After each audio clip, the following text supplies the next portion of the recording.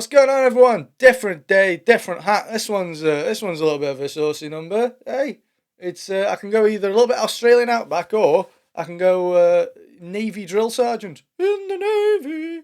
I think I'll stick with Booney Boy, to be honest. How you all doing? I'm good.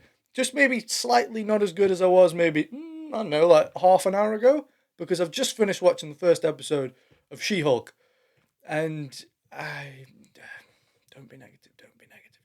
It's really bad. It's really not good. The main problem being its backbone, which is pushing this kind of fake woke agenda, which, like, even if it is legitimate and it does come from the right place, it just feels ham-fisted and smug and self-congratulatory. It's got I think that's the perfect way of saying it. The show has just this really smug tone to it, and the opening scene really sets the tone for the show. I mean, I guess if I was to put my artistic hat on like this, I could say that I quite like the fact that it opened with a closing argument. There's a bit of poetry going on there. That's as much creativity as I can extrapolate from it, because she's practicing this closing argument, and maybe I'm overthinking this, but it could definitely be construed as taking a bit of a dig at the Avengers, mainly Tony Stark. The defendant used their limitless resources, political and monetary, for financial gain at the expense of public safety. Or maybe even being allegorical for, the fact that there's lots of rich, powerful white men. They did this because they believed they would not be held accountable, that their power shielded them from very real consequences. Either way, it's a bit like, oh, I can see where this is going kind of thing, but hey. And then, within seconds of the show starting, they just put this random white guy down, like, for no reason. You win the case, and you are not helpful here at all. Okay, maybe he's not helpful, but let the audience in on why he's not helpful. There's been no context to it. But that's the thing. They're not going to, are they? Because he's not there to add context or push the story forward. He's just the fall guy. He's just the guy there purely to be put down because screw white guys. Am I right? Now you just have to top it off with a Savage Jen Walters look. What? I don't have a Savage Jen Walters look. There it is. Now it's perfect. What's with the savage look? Oh, I mean, is that what lawyers do? I mean, do you remember the Johnny Depp case with Camille Vasquez? Do you remember when they won the case because Camille was just like,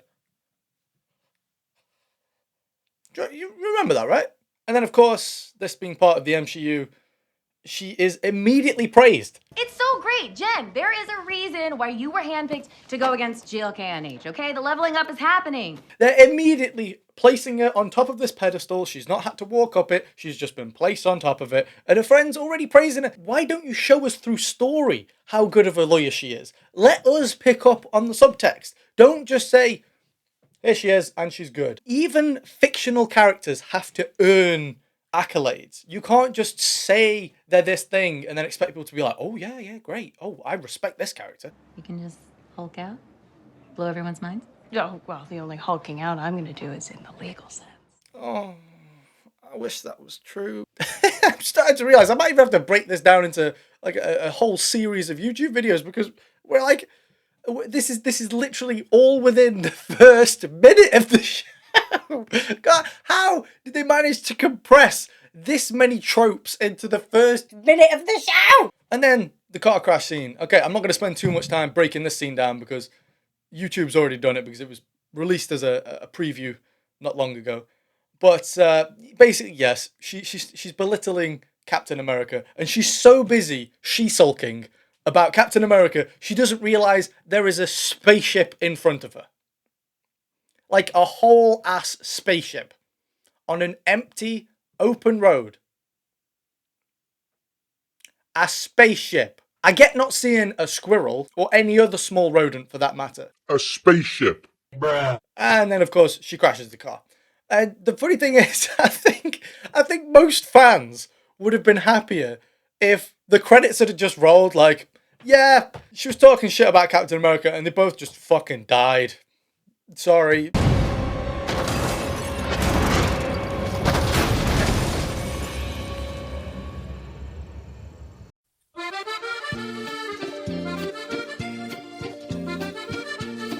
It's all about subverting expectations. And what would subvert someone's expectations when they think there's going to be a TV series and it just ends within the first few minutes of the first episode? That's pretty big brain. So then we're there with the upturned car, and Bruce Banner's passed out because the plot.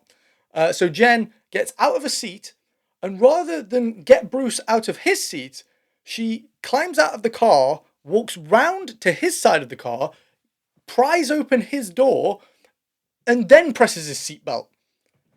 Why couldn't you have done that before? You could have just saved a whole lot of time and saved scratching yourself. But of course, she had to scratch herself because of the plot, because Bruce Banner's blood had to get into the cut, you see? And then the bathroom scene. And I've got all kinds of questions about this one because...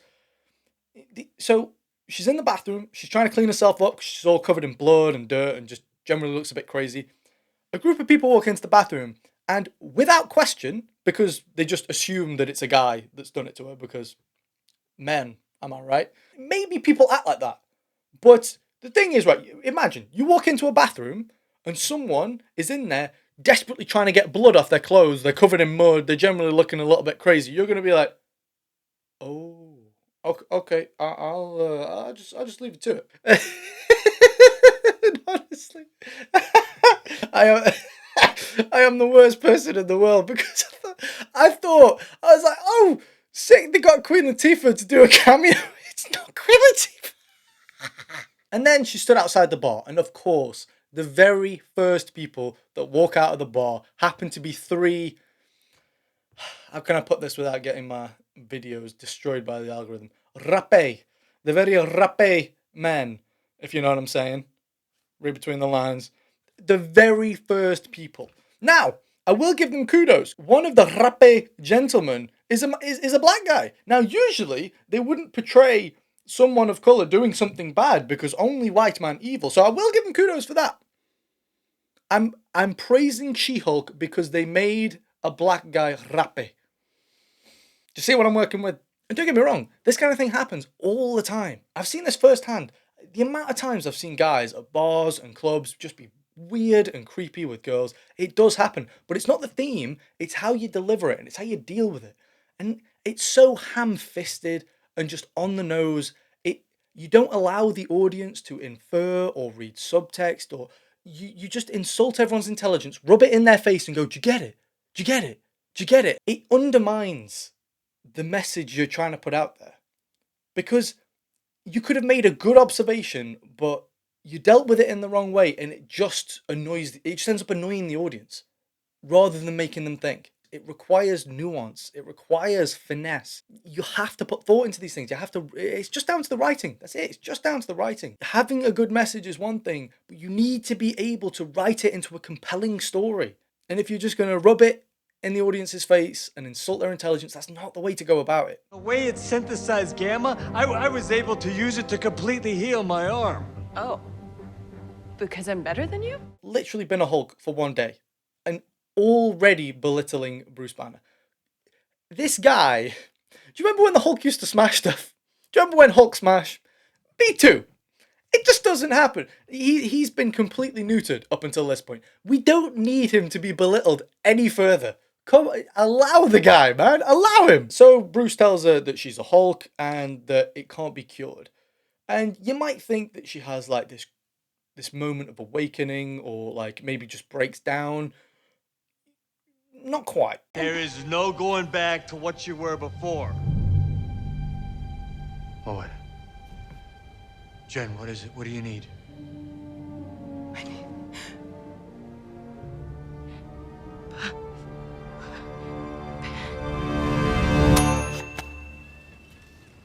You feeling better? Remember when one of the most traumatic experiences of your life happens and you just need to stop breathing for a moment and then eat pancakes? Yeah, me too. This is a multi-year journey you're about to embark on coming to terms with being the Hulk. I traced all of my steps through my evolution. I never thought that it would end up being a syllabus, but here we are. He made a Hulk self-help guide. Bruce Banner made a Hulk self-help guide. to the Hulk? What did you do to him? So Bruce Banner puts her in this container that I would imagine is designed to contain Hulks because it's specifically for measuring the threshold of anger, to determine at what emotional point you'd turn into a Hulk.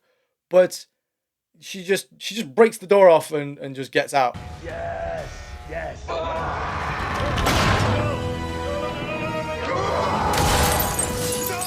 Because women power, I guess. You're the only one in there?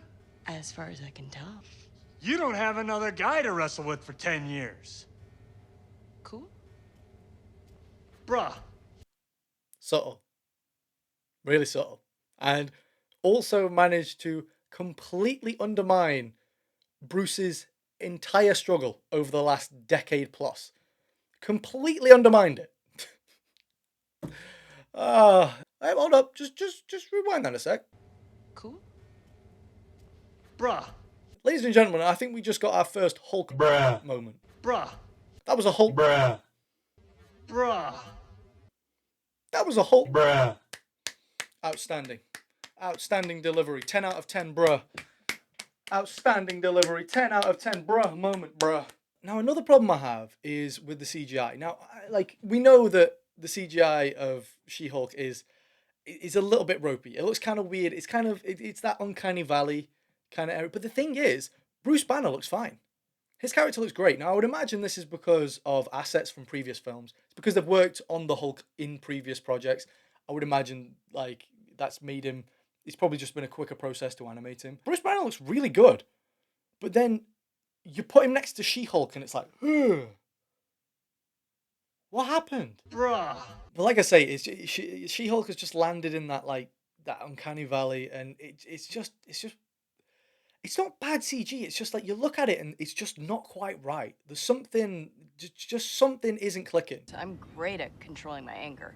I do it all the time. When I'm catcalled in the street, when incompetent men explain my own area of expertise to me, I do it pretty much every day, because if I don't, I will get called emotional or difficult, or I might just literally get murdered. I was kind of with you up until the last point. Like, wait, is she saying that... I might have misconstrued this, but I believe she's saying women have to control their anger because they could get murdered if they don't. What? What does that mean? What? I mean, yes, obviously, people do get murdered, but wait, what are you on about? What point are you trying to make? Hey, guess what, guys? Titania shows up and immediately gets her ass beat. Just immediately gets her ass handed to it. She didn't even get attacked. She didn't even say anything. She just bursts in, gets her ass beat. And what is that outfit? It looks nothing like Titania. And okay, fine. Let's say, okay, just you made a new costume, but it still looks like a bad Prince cosplay. What the fuck is the what is the outfit? What is that? Now usually villains burst in and proclaim their motive, but we don't know who she is. They've not told us who she is. I mean, obviously we know she's Titania, but if you don't know her from the comics or whatever, you're just gonna be like, it's just literally a random girl in spandex has turned up and got her ass beat. You're just gonna be like, who is this? Why is she here? We don't know her motives, but I guess we'll just have to wait for the next episode.